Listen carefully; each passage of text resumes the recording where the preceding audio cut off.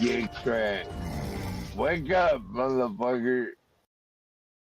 You guys managing, your freight, your shipping, and all of that right now in the busiest holiday shopping season? Oh, well, thanks so much for having me today. It's great to be with you. So to answer your question, we prepare, frankly, all year for this holiday season. So we ensure that we have the supply chain and the capacity that we need to handle an increase in orders during this time period.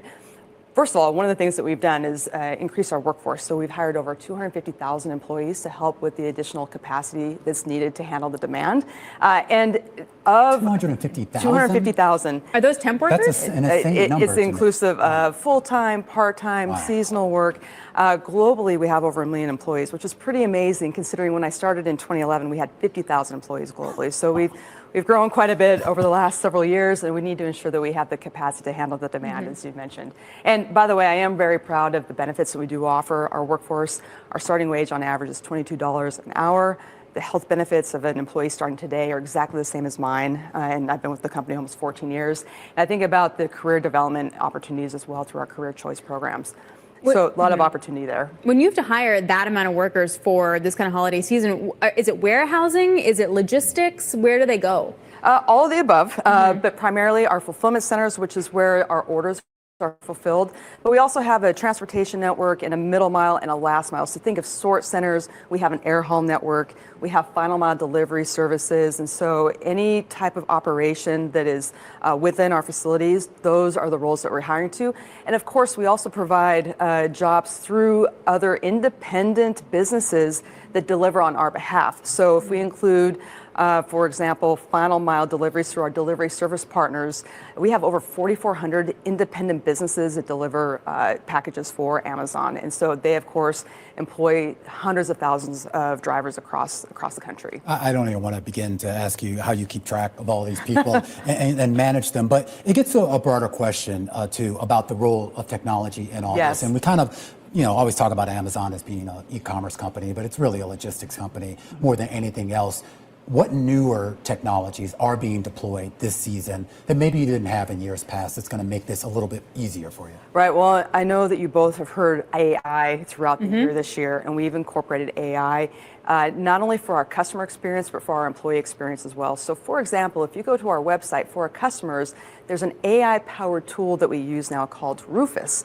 And if a customer has a question about a product or maybe some sizing, or maybe they're just looking for some gift ideas for a loved one, they can type in any question to Rufus, and Rufus will provide a couple of different responses and options for our customers. So I noticed Rufus the other day for the first time. I was like, who is Rufus? And why is he on my screen? But it was hopefully Rufus was friendly. But it was somewhat helpful. I was trying to buy something and I needed to figure out, some of the electronic stuff. Anyway, I don't want to reveal what I bought. But anyway, the point is when you use those tools as a consumer and you get the feedback, how does those tools then feed back into your side of it, meaning the folks who are fulfilling those orders, shipping them, et cetera? Are those the same tools? They're different tools. So we have tools that we use within our operations that are a bit different than what our customers see with Rufus. So an example of AI that we use under the roof, especially on the safety side, is our employees from the palm of their hand can input any type of safety suggestion from a smart device. And so it allows for a very quick response if there's anything that we need to address or take on their suggestions. I also think about the technology that we have within our facilities now. We just launched a brand new facility down in Shreveport, Louisiana. It's our most automated site that we've ever launched. It just launched a couple of months ago. And we've incorporated AI, robotics, automation. We have autonomous drives called Proteus that move carts from one point to another full of packages. That uses AI. And I also think about robotic arms that also move packages from one point to another. I just have to ask you, too, because prior to your current position, you basically helped to build the air cargo business at Amazon. I just want to point out, this is actually, I think it was yesterday or the day before, was the anniversary when Bezos went on 60 Minutes a few years ago and unveiled these drones that were supposed to deliver everything. And I know those drones don't really exist, not in a commercial capacity here. Are we ever going to see that? So actually, drones are actually in use out of Phoenix, Arizona. So yes, it's a program. We're continuing to work on that technology. That is separate from our air haul network that consists of Boeing 767s, 737s, but we're continue to iterate on the drone program, and we are excited that we've started deliveries specifically in the Tolleson, Arizona area. Give me some perspective of when you have a facility that has most robotics and AI, et cetera, versus more a traditional warehouse. What's the time saved, like, per package, and how does that translate into actual money? Well, what I can say is that it's the amount of time that it saves our employees because it just makes their job simpler. So for example, when I first started in 2011, all of my employees that were picking orders walked from one point to another throughout the facility.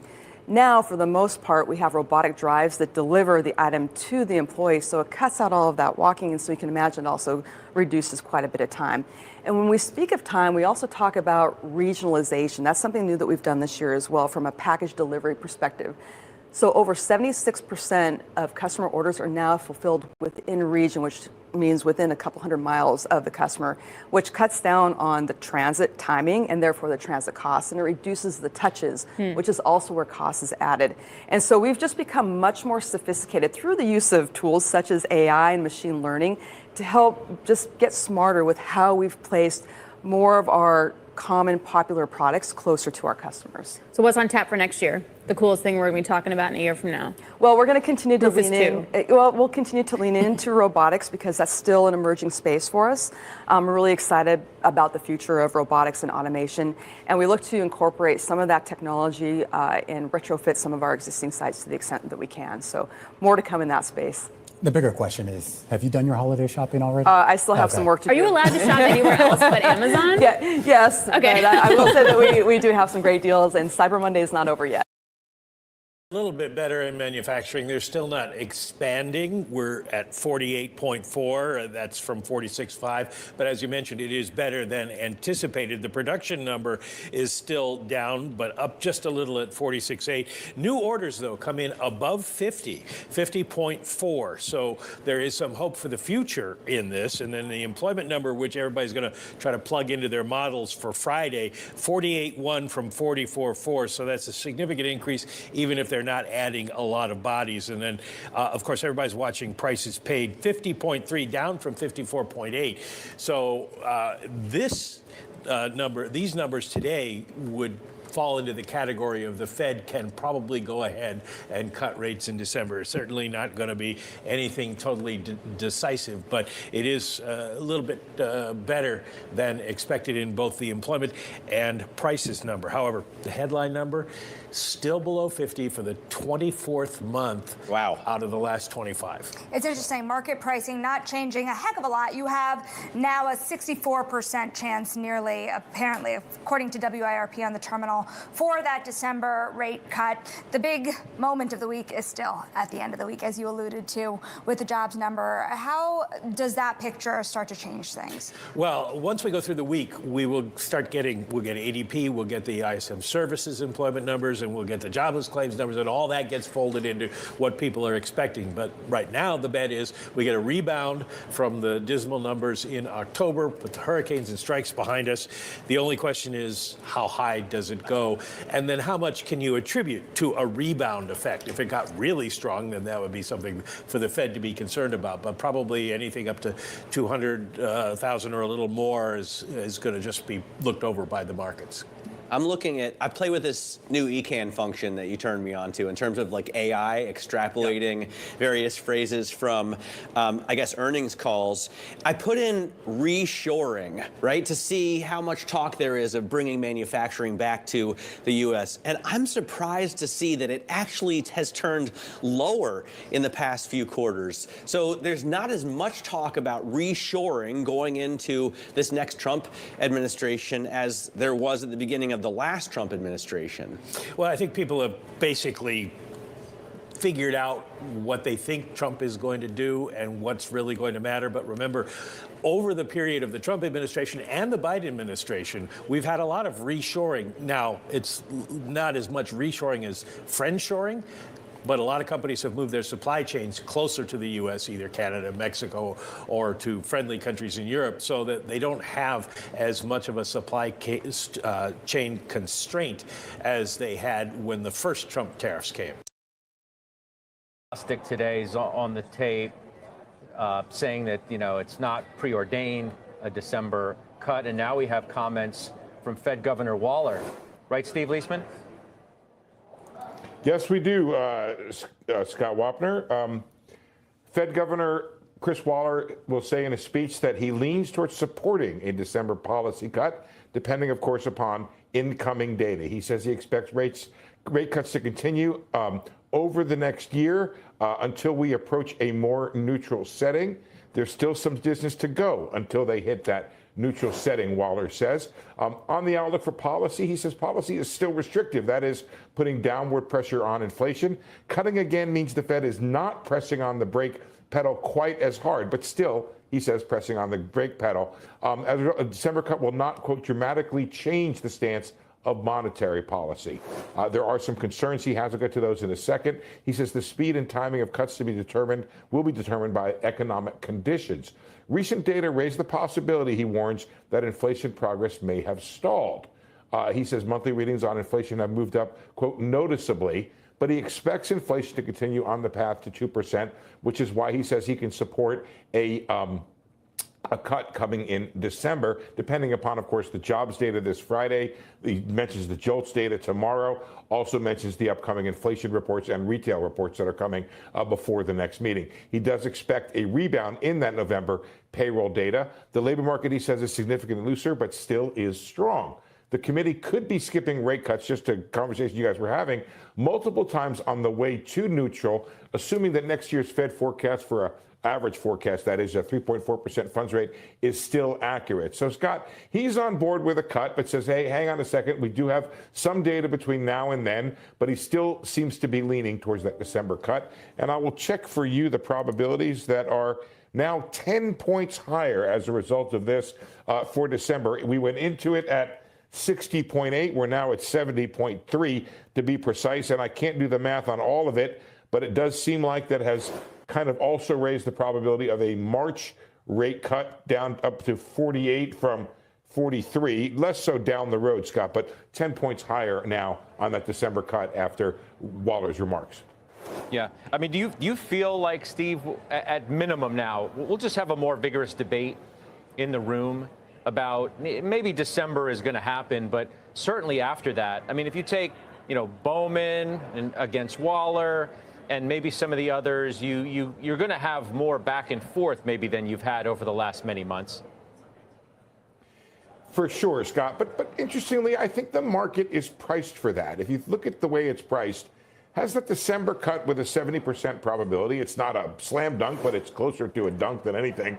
And then they have the pause built in the futures market for January. That gives time for a lot of stuff to come through. Remember, we had that pop, that pop at the beginning of last year. Now, that could cut both ways. You may have a new round of beginning of the year rate price hikes come through, but you also have tough, easier comparisons with last year that could bring down the inflation rate. So they'll get a chance with the market built in for January, the pause. They'll get a chance to get a little time to figure it out. Remember, you don't have another hike really built into the structure here. I can't do the math on the fly here. You were at 55% going in. It looks like you're like 57, call it 60% for May. So you don't have another cut built in till May. And then one other thing I want to check for you, which is the 1 year from now, the November 25 Fed funds contract, that's 382. So what do you want to say? They bring it down another quarter, that brings you to 438. So there's another, call it 20, 40 basis points built in over the next year. So the way the market is set up, you get a cut in December, and then you get this kind of very intermittent cutting going on. Then you can battle over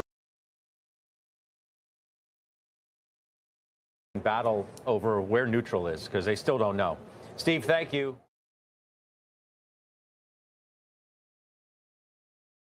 All righty. It's December 2nd, 2024. All right, what's up, man? Making big moves, player. Yeah, we good, John. Making the big moves. We got H-bar pumping. So if you're into crypto, H-bar. If you're into stocks, you got SMCI. You had that one? Shit, I've been pumping that thing all freaking 2 weeks for now, man. Oh, god damn. Finally. All right. All right, here's my gains. So let's see. Took some profit. Probably my last big play trade for the year. I think I'm gonna be done now. Next several weeks will be hard. I think all the easy plays are done. So if you're in crypto land, though, you still got time to mess around. I don't know. There's probably going to be some other ones pumping. So on Friday's show, I had 10 cryptos listed, right? So they changed. Now H bar is on top. So whoever was asked me about H bar maybe a month ago, you're the big winner. It has outpaced everyone for the last month. We got H bar is on number 1, then XLM, then XRP, Ripple, Doge, DOGE. We got SUI, Algo, ALGO, ADA, ADA, Cardano, basically, OM, FTM, and Pepe. Pepe the Frog. Now, Bonk got kicked off the list. So Bonk is no longer in the top 10 altcoins with the big market cap. Alrighty, so let's see what we got here. SMCI, big winner. Oh, yeah. And RX pumped today on top of the range. It's one of my crap stocks. I didn't put a lot of money into it, but if I'm very satisfied in how things move in December, I'll probably start throwing more money into these junky stocks, AI / pharmaceutical / genetic engineering / spaceships, satellites, anything that's speculative. Okay, anything in Cathie Wood's ARK, ETFs, and other things. Yeah, we gotta look through to some of those into December. If there's a pullback, I am expecting a pullback in sometime in December. This will be the next chance to get in a lot of those stocks. So wait. If you did not buy at the lows in the past couple months, just wait. Don't do nothing. All right. You don't you don't for the year. Yeah, I'm done. I mean, usually the last month is like whatever leftovers you didn't close, because if you go into tax, people are thinking about taxes. They're gonna be selling their losers, selling their winners, matching them up, and then in January, same thing. They'll sell some winners that they don't want to sell now because then you'll see all this gyrations and things going on. So you get that New Year effect. We already had a big pump in the markets because of Trump. So now people are worried that, Santa Claus rally is already over. The market is as high as it can go. I think, yeah, that's probably the case. We'll probably only have a little bit more, and then the market will turn or maybe go sideways if you're lucky, because all the real action will be in crypto for maybe 2 of the weeks of December. And then Bitcoin will just take a huge pump and then dump. That's just usually how it goes. So 2 weeks, you got altcoins, pump. Then Bitcoin will pump, the final pump, to maybe, if you're lucky, 130K, and then dump. Bye-bye. That's it. Done. And then we'll have to wait again to do this all over again around February to March, and it will do the last 5th wave up. So if you know Elliott wave and all that, I mean, I already did all that. I kind of explained the wave structure of Bitcoin. It's 5 waves up with 100 days between, and then 3 waves down, 100 or 200 days, something like that.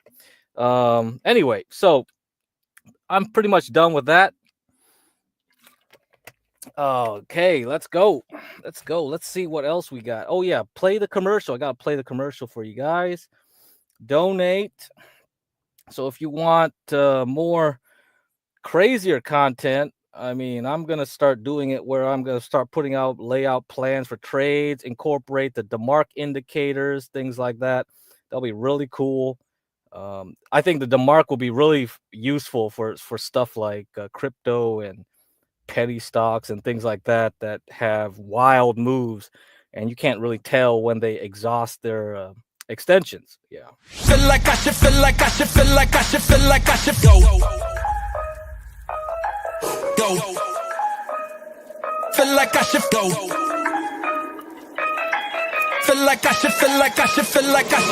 I should go.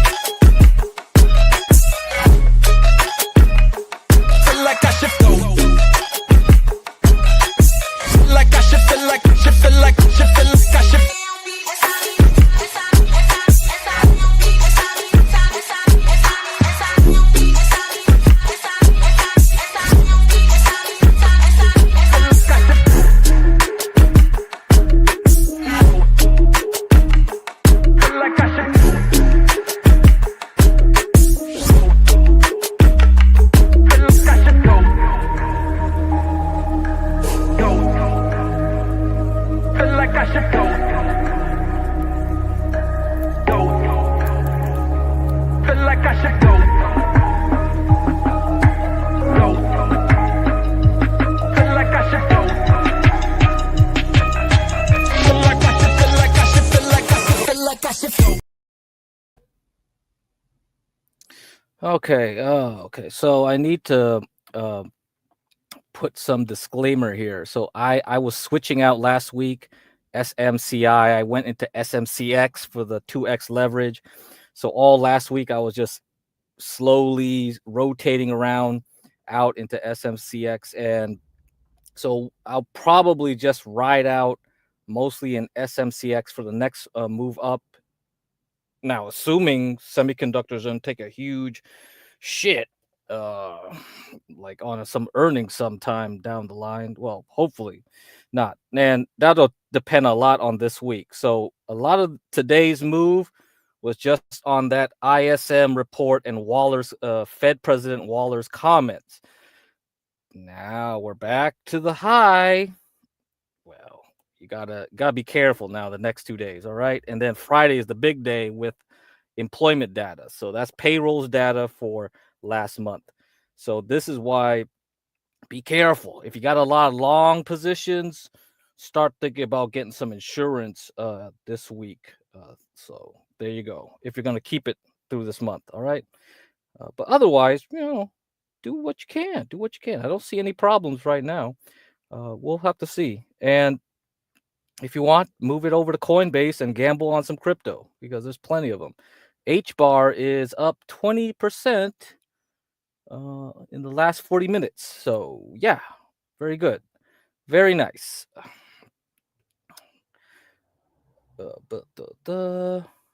You could have got cheaper puts today, bro. Anyway. Yeah, well, that's relative depending on expiry. Okay, all right. Let's look at some stuff today.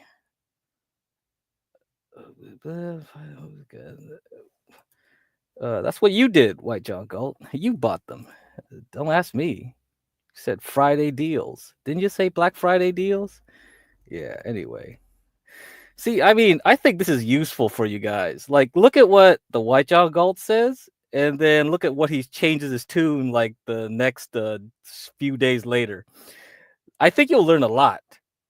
Because I think he's actually giving you opposite instructions. Which is probably very educational.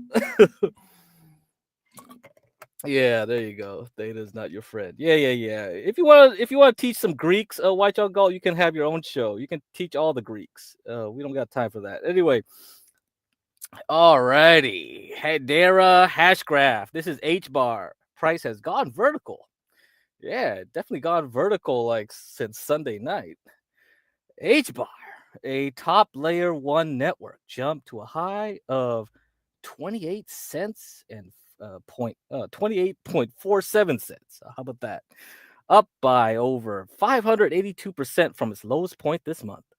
The coin jumped as data showed that more HBAR tokens were leaving crypto exchanges. In most cases, token outflows from exchanges is one of the best indicators that investors are accumulating the token. In an X post, Sean, a popular analyst, noted that there would be very little HBAR is left to buy on exchanges. Whales keep accumulating. Oh yeah, these guys are going to go on Twitter and pump this thing, huh? They're going to pump. Okay, so continues to be taken off exchanges as the supply shock is starting to gain momentum. There will soon be very little HBAR left to buy on exchanges, potentially causing a skyrocketing price appreciation due to demand outweighing supply, blah, blah, blah. Another analyst noted that the HBAR price was rising as interest for the coin continued rising. He identified Google Trends data, which showed that more people were searching for HBAR. Yeah, no shit. In most periods, an increase in Google search queries is usually a sign of traders embracing a fear of missing out, FOMO. Another possible reason why Hedera hash graph price is rising is that Donald Trump is considering his pick for the next Securities and Exchange Commission, SEC, chair. While Paul Atkins is the leading contender, Brian Brooks, a board member of Hashgraph, has been named. Data by Kalshi shows that Brooks has a 21% chance of being named. All right. Meanwhile, Hedera Hashgraph has soared after Canary Capital filed for a spot HBAR ETF. Yeah, I was playing those video on those spot ETFs. So every time all these altcoins start getting spot ETF applications, and we're going to get a new SEC leader, pump, pump, pump. How long can this go? Let's see. I think we got a good several months of this altcoin season, guys. You can play this crypto crapola casino for a good several months if we're lucky. Okay. Anything else? Oh, by the way, probably also look into AI crypto. So you can go on CoinGecko and go here. Here, let me put the link up here. Right there. Here you go. Have fun with that. You know, look for I sorted by market cap. Okay, I'm not gonna go look at this like these ones down here. I mean, yeah, okay, they can jump up like 100% in 1 second, but I don't know what they do. I mean, there's so many damn coins. Like this is just bet on red, bet on black, bet on everything. Just keep betting. And here's the altcoin season list right here. If you forgot the link, go there and you can get this graph yourself.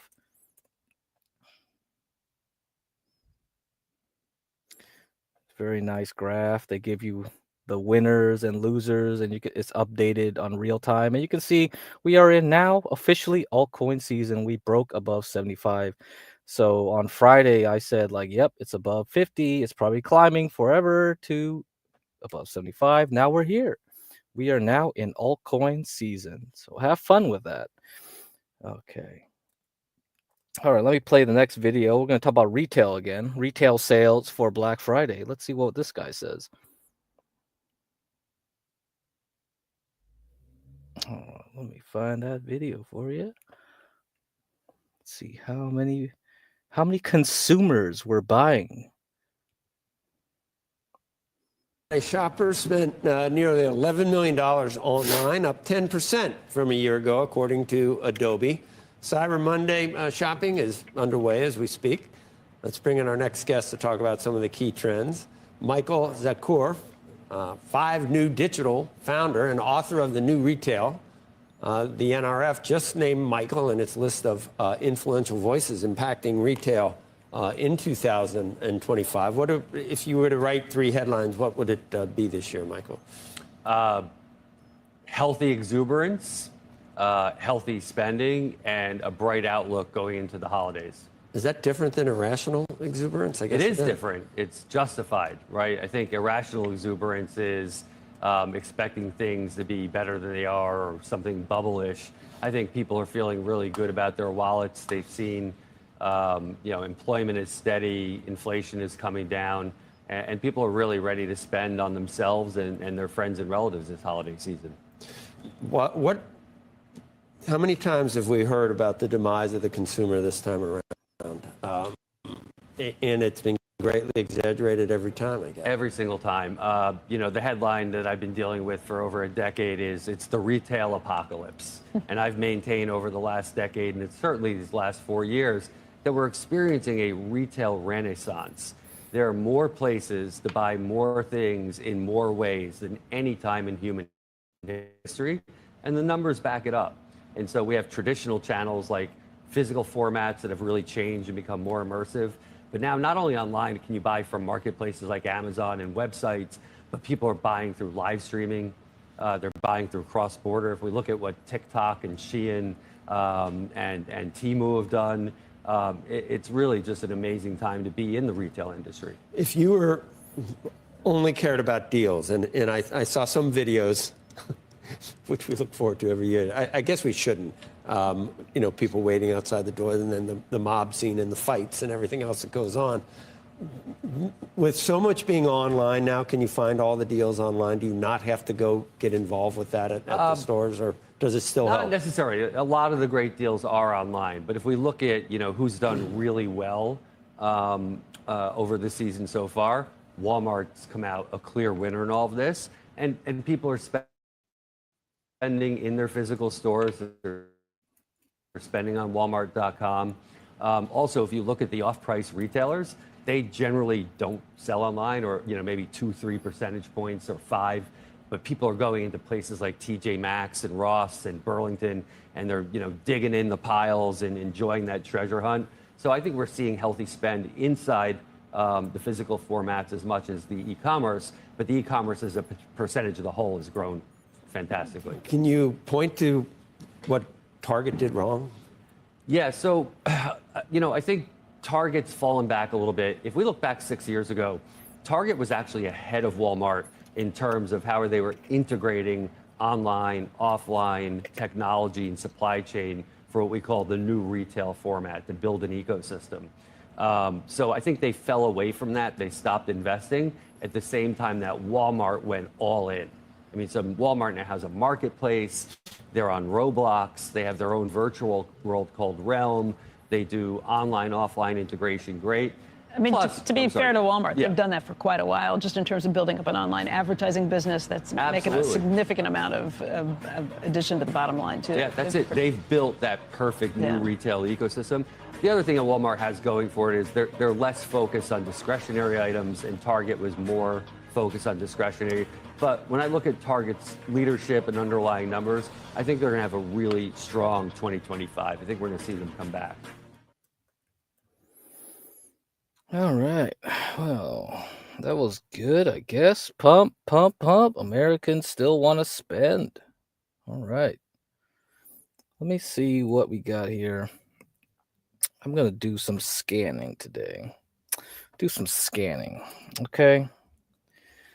Let's do some scanning. So I use stock charts to scan for the industry. Okay.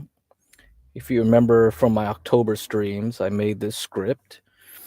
And I'm going to see what we got. What we got today. Let's run it. Okay, run my scan.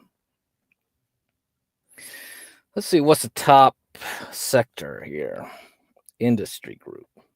Tires. People buying a lot of tires, for their cars. I guess it's recovering.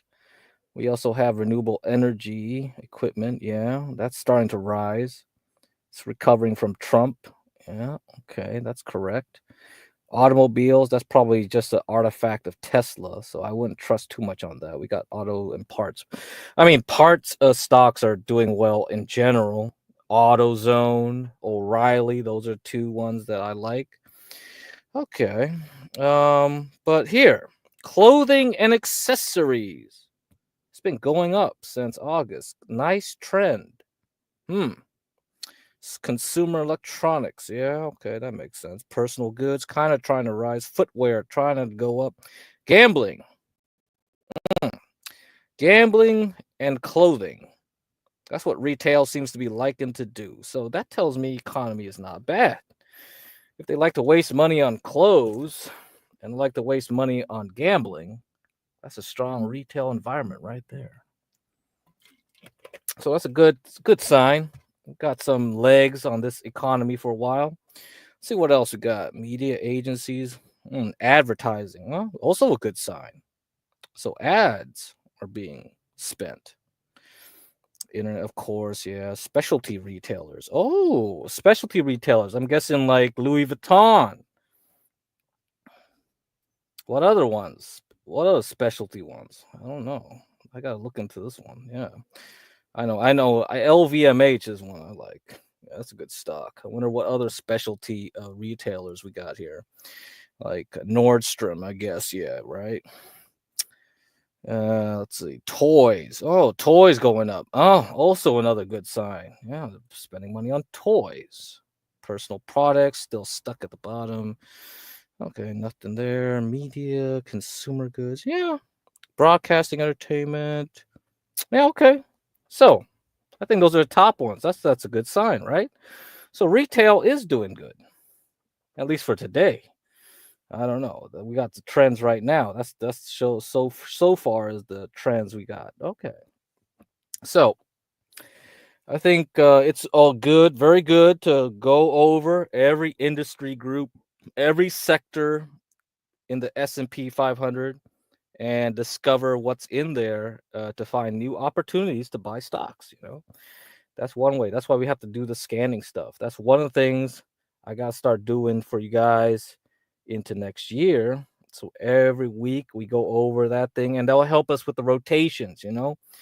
If we want to use ETFs or something like that and have some basic investing portfolio strategies just using ETFs, which is hard.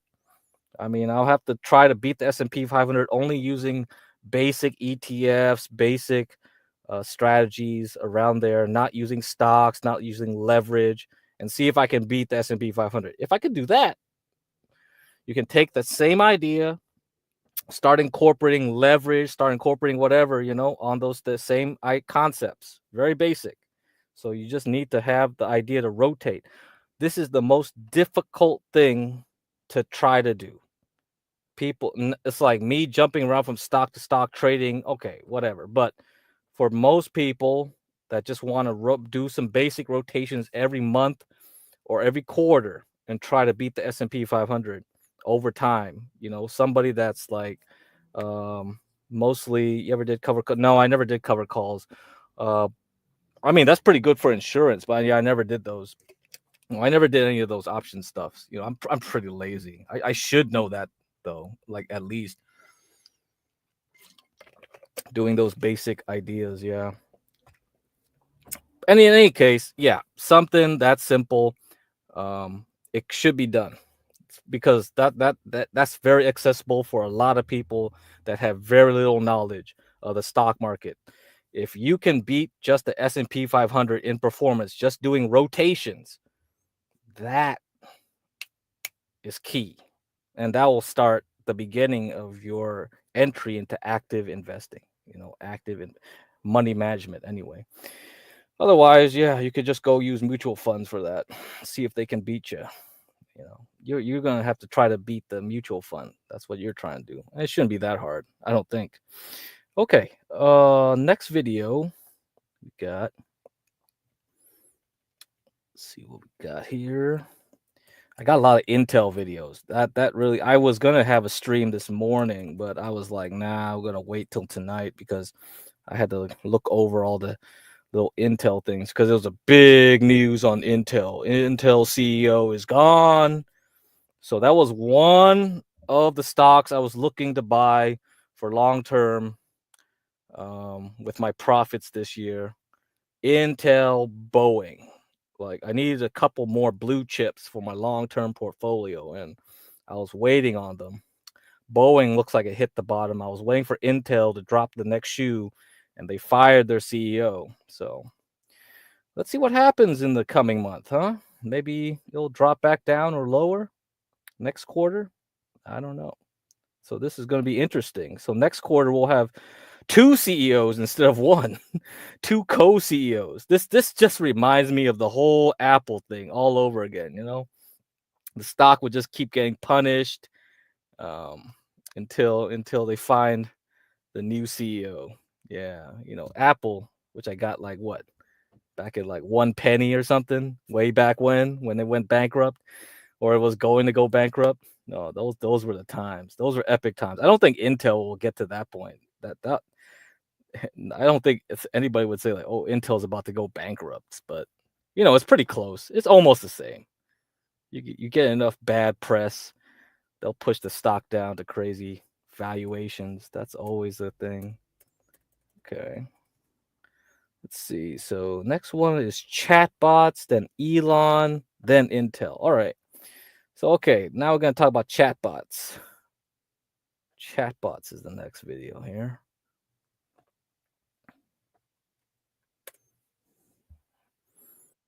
This holiday season is an increased use of AI chatbots. Bank of America has some new research out quantifying it, showing that Salesforce indicated use of AI online chatbots was up 31% year on year. And sites with AI services had a 9% increase in conversion rates. Joining us now is the author behind the piece, Justin Post, internet research analyst at Bank of America. So this stuff really kind of works, Justin. Welcome.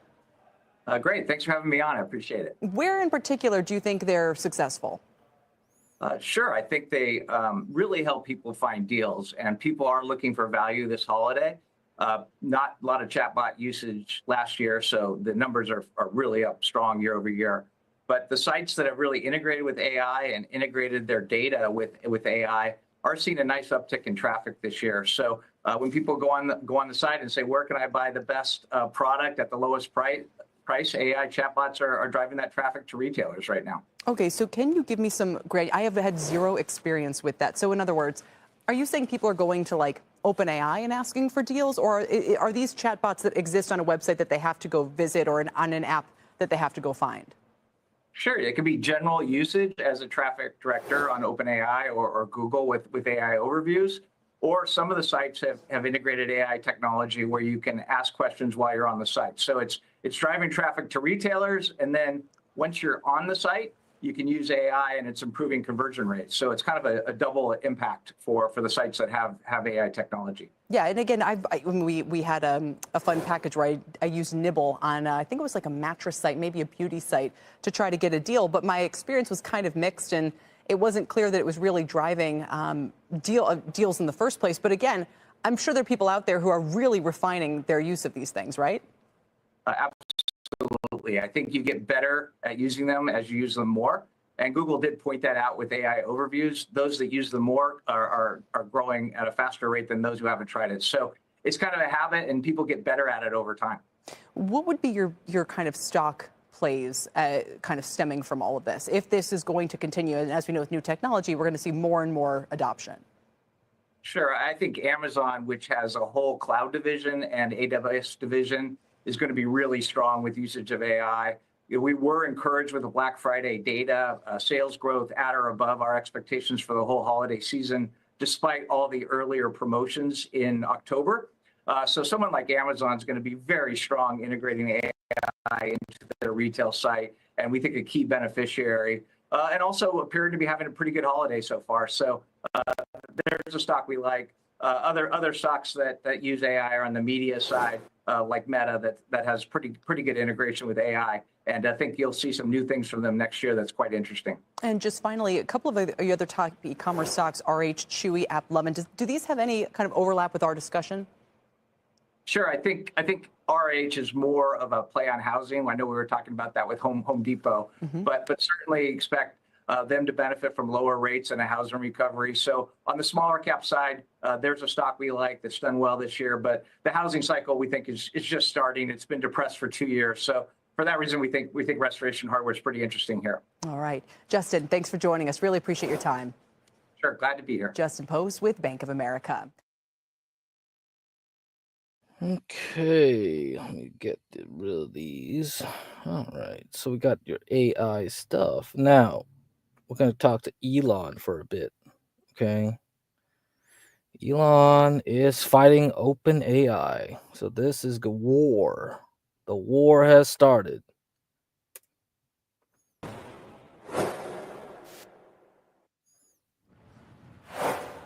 Elon Musk asking a federal court to stop OpenAI from converting into a for-profit business. Musk's attorneys filed for a preliminary injunction Friday. If granted, it would halt OpenAI's plans to convert into a fully for-profit public benefit corporation. The injunction also alleges that OpenAI prevents its investors from funding competitors, including Musk's xAI. The filing seeks to block that practice. In a statement, an OpenAI spokesperson said Elon's fourth attempt, which again recycles the same baseless complaints, continues to be utterly without merit. I was wondering what OpenAI thinks about Elon Musk's close relationship with the incoming administration. Because he has been very vocal about the problems at OpenAI. He's made some pretty good points about what was supposed to be a not-for-profit and how that has changed over time. And now he's competing directly against it. Right. Is Grok any good? I don't know. I don't know. I see it on Twitter all the time. It picks out all the stories for me. I don't even. But a lot of times it says we're not really sure if this is true.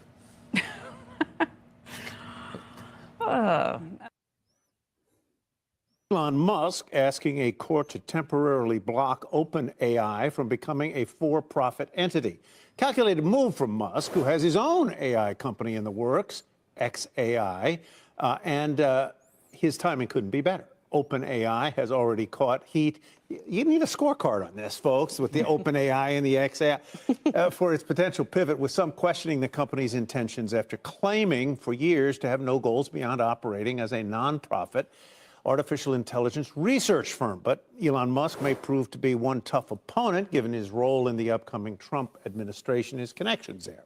Here to help us make sense of all that is Malo Santo, CEO, XIA, and CNBC's technology correspondent, Steve Kovac. Also with us is Nancy Tengler. X, welcome. It's good to see you again. What is going on here, and why is Musk involved in this? What is his stake here? Why does he oppose OpenAI going into a for-profit status? Yeah, well, first, it's good to see you. Thank you for having me again. I think the core challenge here that we're seeing with this Elon Musk lawsuit is the fight over the ownership of who actually owns the IP that OpenAI created while it was a nonprofit. It's well known that Elon Musk bankrolled a lot of those initial investments and developments that he gave, I believe it's $44 million in its first 5 years as a nonprofit. And by lending his name and his expertise, he was able to attract a number of industry partners and leading research scientists to come to the organization. I read through the 86-page lawsuit that was filed, and in there he gives examples of, right before he separated from OpenAI's board, of him vehemently denying wanting to turn into a for-profit structure simply because, hey, I bankrolled you guys for the first 5 years. Why would I now let you go be for-profit and then I don't have any ownership stake in what was created? I think his quote was that he said he was giving away startup capital for free, right? And so now as OpenAI has taken all of this intellectual capital that it's built and spread those assets across a number of for-profit entities, the question comes into play as to who should own it. Should Musk have some type of controlling stake in the IP that was developed or not? And so we're seeing this play out in real time, where he just filed the injunction the other day to try to force a court to stop it transitioning. Now, the interesting thing is that the nonprofit structure that OpenAI has will still exist under their proposed restructuring, but the controlling governing body will turn into what's called a public benefit corporation, which will require them to both consider societal harms and profit needs in balance.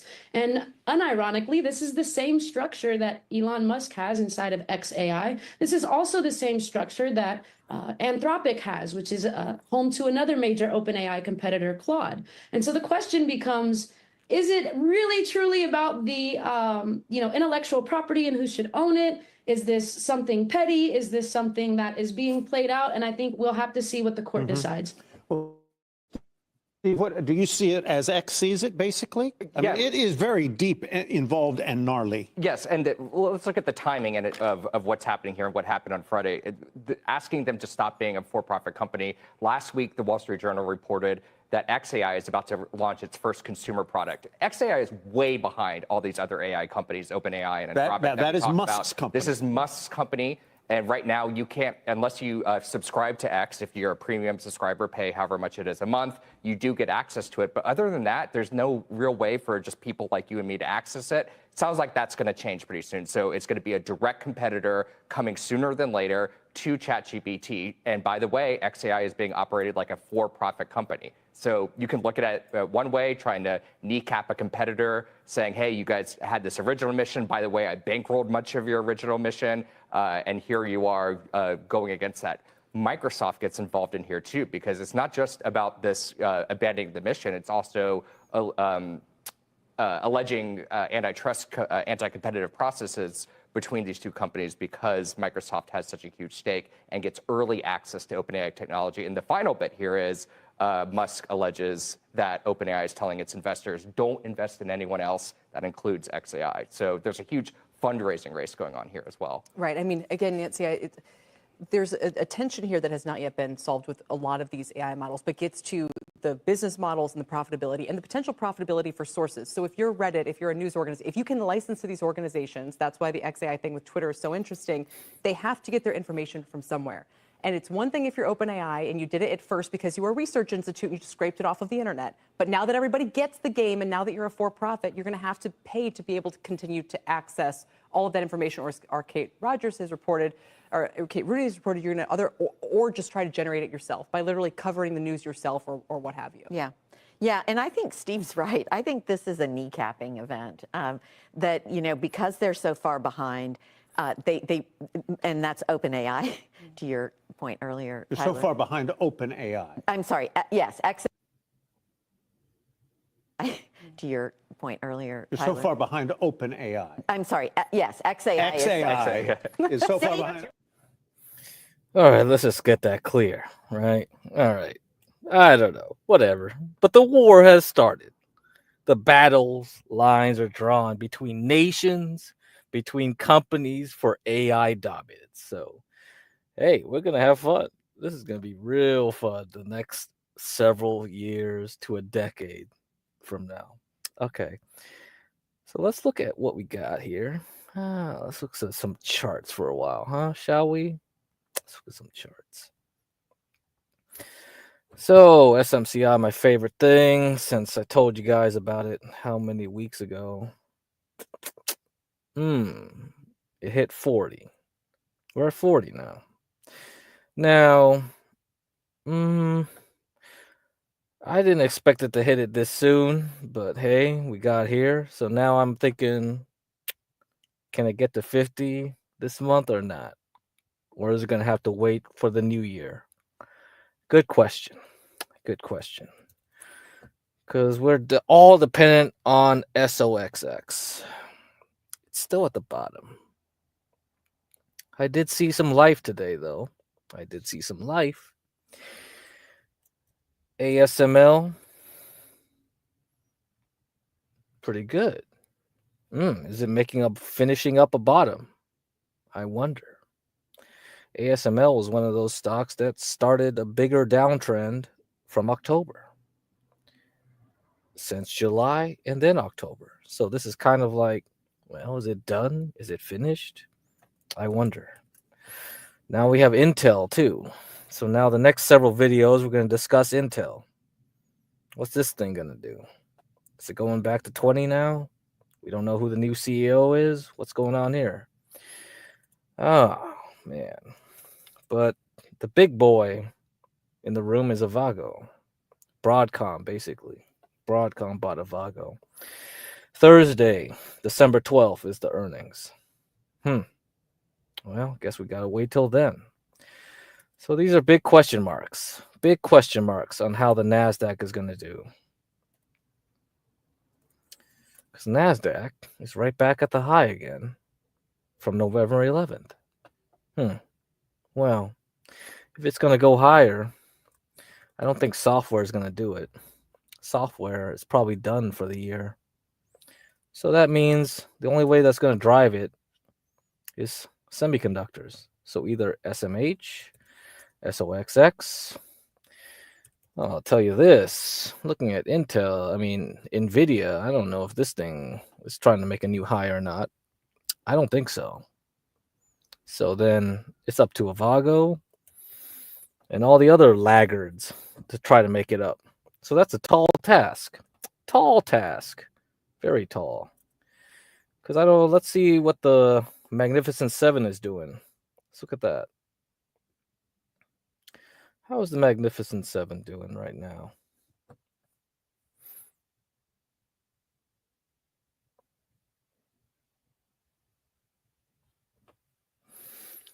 Yeah, we're back at near the highs here as well.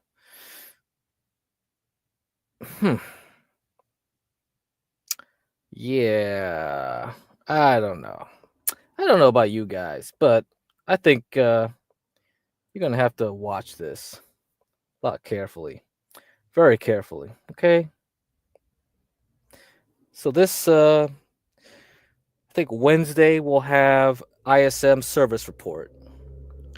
And then Friday we'll have our payrolls. Then next week on Wednesday we'll have CPI inflation. 2 weeks from Wednesday, that Wednesday, we'll have Powell talking again. Yeah, what's up, Mavid? So it's going to be tough, very tough, to see how it's going to go in December. I think we're going to have a lot of fun But hey, if you got H bar, you're cool. You're up 22% in the last 3 hours. Not bad. Not bad. So I think the crypto casino got plenty of opportunities for you if the stock market doesn't. So that's why I said, chill out. If you're in the stock market, relax, get a Coinbase account, go gamble a bit, play Vegas. I think things are, you can, and leave your longs for a little bit, but be aware that this week might be the last final big week. Now, I would say that if the next 2 weeks are up, then the third week into Powell will probably be down because we have options expiration for the quarter. So not only the monthly options expiration, but the quarterly one. So triple witching is coming to town before Christmas. So if you don't want Grinch to take your presents away, be aware of the third week, okay? The third week. Third week of December ending on the 20th, okay? Friday the 20th. After that, nobody's going to be trading. Nobody. So the last exciting day will probably be the 23rd of December when they clear out all the options. And then we're heading into Christmas and New Year's. Nobody's going to be trading. Everybody's going to be on vacation once again. So that's why there's not too many trading days left. That's why I said, chill out. Don't overtrade. Whatever big trades you made up until now, that's the end. Okay? Anything else is just for fun. So relax. This is the season for relaxing. I'm going to be celebrating Hanukkah. Anyway, okay, let's go to Intel. Intel dropped a big old bomb today. Big old bomb. I don't know. They always have to do it on a Monday, don't they? Drop this shit. And after we talk about Intel, I'm going to play an interview with Mark Newton. This guy, Mark Newton, he introduced me to a lot of stuff back in the day when he had his own YouTube channel, when he was just an independent advisor. So you should listen if you're still sticking around, okay? But here, we're going to play some Intel. Intel. Okay, let me find the intro video. And then, I have so many videos on Intel saved. Going to continue on that story right now. Joining us to talk more about it is Mandeep Singh of Bloomberg Intelligence. Mandeep, Pat Gelsinger retires effective immediately. The company has, no succession plan, so they put in 2 interim CEOs. Why? Well, look, the turnaround clearly didn't play out the way he expected or the strategy that he laid out. And in this case, they're probably going to look for somebody externally to come in. Pat also came from outside, by the way. But clearly, he tried to take too much on in terms of turning around both the design side and the foundry side. And in this case, my bet would be anyone coming in is going to pick a side. Is Intel going to be a chip design company or a foundry company? I think turning around the ship as is with both the parts is very hard. That's what we've figured out. How necessary was it to find a new CEO at this point in time? The fact that not only did they name interim CEOs, he's stepping down, as you said, imminently. Was it necessary to have new leadership in the middle of what's already a drastic turnaround story? Well, so look at what has happened operationally with Intel. They've had a couple of rounds of layoffs, and the direction that Pat had laid out, not picking the side, as I said, has made it very hard for investors to gauge, is this company going to turn around even in the medium term? Because everyone anticipates a big PC upgrade cycle. Even though Intel is losing share on the data center side, the PC side, Intel is still dominating, and they are the incumbent player. So not participating in a PC refresh cycle would be a very big deal for a company like Intel. And I'm guessing the board didn't have enough confidence in Pat's strategy. So that's what it comes down to. Not even enough confidence to leave him there for, say, a month while they find a new CEO to replace him full time. They had to have him out instantly and replace him with co-CEOs. What does this mean for the billions of dollars of government funding Intel is earmarked to get? They'll still keep getting it because when you look at the precedent we have with AMD, AMD actually divested their foundry business into Global Foundries, and they became, a design company. I expect something similar to happen with Intel because the government wants chip manufacturing to stay in the US. So if the foundry business were to be divested, then they would continue to get funding because as a designer? As a manufacturer like TSMC. So the foundries that they divest would continue to get the funding. Yeah, and then on the chip design side, as I said, the PC business is still very healthy. It's going to generate its own free cash flow, so that may sustain on its own. So it comes down to whether foundry gets divested or not, and I think from a government perspective, they would continue to support that. Okay, if you guys don't know semiconductor history, he mentioned Global Foundries. Global Foundries used to be a part of IBM, and it also acquired a bunch of assets from Freescale. Freescale Semiconductors used to be Motorola. Yeah, that's pretty much the only manufacturing we do now in the U.S. that's sort of high end, but not really. Global Foundries, they have a stock symbol. They started trading stock maybe several years ago. But those guys used to interview me, when I was like, I just used them to practice my interviewing skills when I was about to jump from company to company. Man, those guys were ridiculously bad. I think that company was like so dumb. But all right, yeah, Global Foundries. You can look them up. It's a stock ticker GFS. Okay, GFS. Okay, let me write in chat for you. Global Foundries. GFS. Yeah, GFS here. I put it in chat. You can look it up. Okay, so now we got 2 more videos on Intel, and then I'll go to Mark Newton. I think you got to watch that interview. This morning for a look at what's next for Intel is Chris Danley, lead U.S. semis analyst for Citi Research. Chris, that's what a list of, I won't call them accomplishments, but troubles. And we pointed out this morning that a lot of his troubles had their origins in decisions that were made years ago. It's hard to imagine that this new management will have an impact in the near term. Yeah, I mean, I think there's 2 things going on. Clearly, he's the fall guy. And in our opinion, a lot of the problems recently have been caused by the insistence on the foundry business. They're still losing billions every quarter in the foundry business. They had a big step down in margins over the summer. I think the clock started ticking on Pat when that happened. It's a real shame because I think under the covers, he's really done a lot to catch up to the competition in terms of manufacturing, like non-foundry, so CPU manufacturing. And as it stands right now, we think there's a pretty good chance that they draw even or close to even with TSMC by the end of next year. So it's a real shame that he's gone. But now we're going to look for the new CEO. I hope as an American, right, who has a vested interest in American semis doing well, I hope that the next CEO has the technical and manufacturing chops and Intel know-how that Pat did, because when he was hired, we said publicly we thought he was the best guy for the job. So it's big shoes to fill in the manufacturing side. Right. We've had this discussion, and I'm going back way too many management eons, but there was always this debate about whether you wanted someone in the lead who was in finance or sales or engineering. Is there a clear-cut answer to that? Yeah, I think, we saw what happened when they put a finance guy in charge, and Pat had to pick up the pieces from that.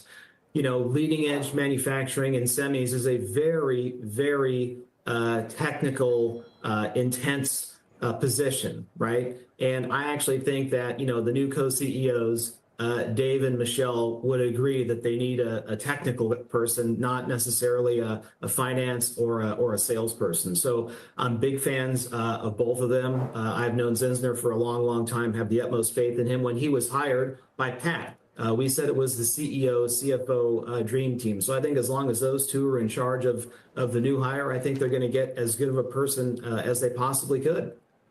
So you maintain a neutral and a 22 target, am I correct? Yes. So our take on Intel, our call on Intel for a few years has been very simple. if they continue to pursue the foundry business, we think there is a very slim chance of it succeeding. Like Lloyd Christmas, Dumb and Dumber. So you're saying there's a chance, right? Like that slim. If they get out of foundry, we think there's a path to $4 or $5 in earnings, much higher gross margins, and it's really as simple as that. Good reference. Is there an opportunity in the middle of this transition for a rival? I mean, does AMD capitalize on this management uncertainty? We'll see how long it takes, and more importantly, who is going to be in charge. If the person doesn't have the chops that Pat does, we think that there's a risk that Intel just remains behind the competition for the foreseeable future, which is really not good. In our opinion, actually, we think they should have gotten rid of Foundry and kept Pat. Although I think, given how involved Pat was with the Foundry business, that was unfortunately not going to happen. So, if they bring in someone who's really good technology and manufacturing wise and knows Intel, they could be even with TSMC / the competition like a year from now. If they don't, then it's a real problem. And again, this Foundry thing is, in our opinion, has got to go. We've written on this for eons. Man. Luckily I didn't work for Intel. I would have got that job up in design research gig, doing the CPUs and stuff, doing their high-end CPUs. But I got an easier gig, and I got better shares because the shit company I work for, the shares actually went up. So picking out your future is so hard. It's so damn hard. You don't know where things turn out to be. Some things might look good in the front, but maybe they won't. And I think, a lot of my friends probably did end up going elsewhere by now. A lot of them did end up in Intel, but at the beginning when they graduated. But I think they moved on. Well, hopefully they moved on. I don't know if anybody wants to stick around that shithole company.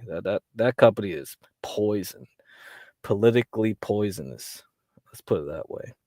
All right, one more Intel video. All right, I got tons of these damn Intel videos, but Roland of Susquehanna. Chris, what's your take? What is Intel's path forward? Is this a value stock? It's certainly not a growth stock. So I believe that they had some sort of a setback here. It could be guidance for the quarter. It more likely, though, is a setback on their 5 nodes in 4 years. That was Pat's plan. And perhaps even 18A, more specifically, their next big node, that may have slipped here. And this puts everything kind of into jeopardy. This does not seem like this was something that was planned. It seemed a little bit more sudden. I think Pat was like ride or die Intel. He was ride or die American manufacturing. And so my guess is that something slipped here. It could have been in the roadmap, and this puts kind of the whole Pat plan in jeopardy. So you mentioned the quarter, and could it be because the quarter was bad? The current quarter, I'm assuming. I mean, the August quarter was horrendous, and so for you to say that the current quarter is something went wrong, that means it's horribly wrong, considering in that August quarter they cut their guidance for the year, they cut their workforce by 15%, they suspended the dividend. I mean, you name it, it was terrible news that day. Yeah, it was an awful update. And like I said, Pat may be leaving because of the December guidance. I do think, however, it's more likely about manufacturing, more likely about that roadmap, and 18A perhaps slipping as well. This was his thing, 5 nodes, 4 years. And so if that doesn't work, he doesn't work. Intel's plan of becoming the next manufacturing American giant, that doesn't work either. I think that's more likely it rather than guidance. So, Chris, it's Tim. Thanks. This gets us then to kind of that question we were getting to earlier about the philosophy, but it really gets back to, and I think one of your competitors has a statement up there that they need a technologist to solve technology problems. And I'm curious if that's what you think too, and really it gets back to who are they? What are they going to be here? Yeah, I think the path forward here, back to Melissa's question, is to break the company into two. And it's to break the product or design part of the company away from manufacturing. Manufacturing is going to be low multiple, high value. You're going to have to inject CapEx. Perhaps you can even sell part of the design / product business to inject capital into the foundry part of this. But the design part of this, and perhaps the part that Qualcomm is interested in here, is quite valuable. But for some reason, AMD has a $250 billion market cap and Intel only has 100, even though they still have majority share in both servers and PC over AMD. So I do believe that there is value there, but it's being completely masked by this manufacturing business that is something like a relic of a decade or two past. Oh man, it's a relic. Oh well. Guess it's going to the global foundries path it is. I guess everyone wants to think that way. Okay, let's see here. Intel should have amped up their GPUs. Well, I saw their first attempt at doing discrete GPUs in the Hot Chips conference in Stanford, and if you go there and look up Larrabee, the Larrabee project, what they were doing was tying a bunch of little x86 Pentium cores together and then saying that was a GPU. So if you look at that, that's designed by politics because they could never get away from x86. Everything had to have x86 compatibility. Everything had to have some kind of design that they could replicate from some team in some back basement somewhere in some design center. So this is why big companies have a lot of problems when they don't get rid of the chafe. You got to get rid of that dross, the trash, the rubbish. Otherwise, yeah, you're not going to go anywhere. You're going to start lagging behind. And was like probably 15 years ago. And, the chickens have come to roost. So let's see what happens in the future. Could be a good turnaround story if you get it at the right price. Okay, now we're going to do the interview, I promise. Is anything else that's worth talking about right now? Let's see. I think I might well talk about some of the space stocks. So I'm very interested in some of this. So Planet Labs jumped up today on some news. I don't know what it was that was so important. And after hours, it was up 10%, as far as I could see. Now, the other ones are pulling back. So new month, the other stocks are pulling back. And if you go on Kathy Wood's ARCX, you can use that ETF. You can see what other stocks are in there. And same thing with the quantum computing. Yeah, we see that. So now things are pulling back. So watch all of these, okay? So we got Rocket Lab, RKLB, Lunar Intuitive Machines, LUNR, AST Space Mobile, ASTS, Planet Labs, which will have earnings on Monday, and then ARCX, the space exploration. Then you can look at the quantum computing sector, QUBT, the D-Wave Quantum QBTS, and then IONQ Inc. All right, watch those. So we got, and I do have some other even crappier stocks I'm watching right here. Maybe I'll mention them later on this week, but we got new potential things coming down the pipe. Let's see how they go. Same thing with nuclear stocks. Yeah, we have to watch out LTBR, NNE, LEU. So yeah, hold on. Maybe something's coming down that You can get some good entries on them for next year. AOI tried to get to some new highs, but I think it's going to pull back too. AOI, NVTS, and I might add AEHR to the NVTS. So these two stocks right here, the bottom feeder stocks, they are actually, they do silicon germanium, something like that, for EVs. So I don't know. This is kind of like they're good for trading. I really don't, but yeah, they've been beaten up so badly. Now it's kind of like going to the new year. You're kind of like, worth a shot. Maybe they're worth a shot.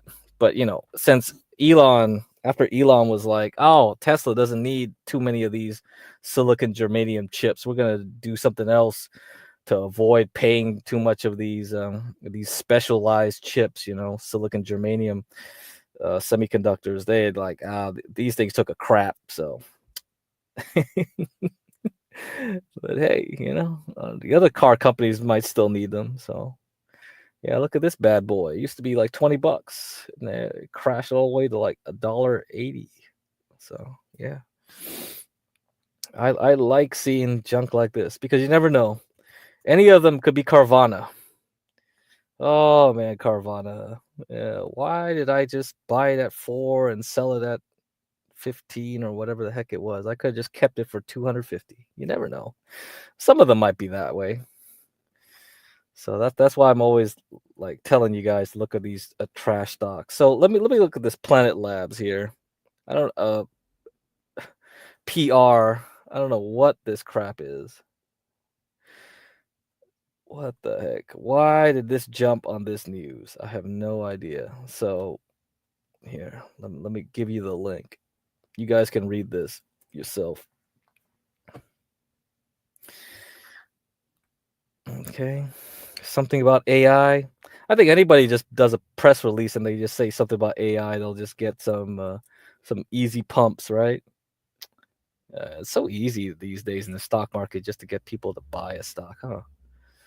You get riled up. Just mention AI a few times and they'll come buying. Okay, let's see. Planet partners with Laconic to deliver AI-powered forest carbon insights. What the heck? What? Enable informed carbon credit trading? Are you serious? Oh my God, this is ridiculous. Okay, Planet Labs, a leader provider of daily data and insights about Earth, today announced that they have signed a multi-year 7-figure deal with Laconic, a company leading a global shift in climate finance. Climate finance. Here we go. Oh yeah, carbon credits. Oh, this is a scam, baby. This is great. Oh man, this stock is gonna pump, man. Empowering governments to monetize natural carbon assets through its sovereign carbon securitization platform. For the next 3 years, Laconic will be receiving both Planet's 3-meter forest carbon monitoring product and its 30-meter forest carbon product. Oh man.